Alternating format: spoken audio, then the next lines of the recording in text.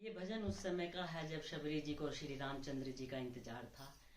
उन्होंने कहा कि मेरे गुरुजी मुझे बता के गए हैं कि श्री राम आएंगे जरूर, और जब श्री राम तुम्हारी कुटिया में आएंगे उसी दिन तुम्हारा कल्याण हो जाएगा। तो आइए सुनते हैं इस भजन के माध्यम से। इसलिए बोलिए राघवेंद्र सरकार की जय। कुटिया सजी मेरे राम आएंगे, मुझ शबरी के भाग जगा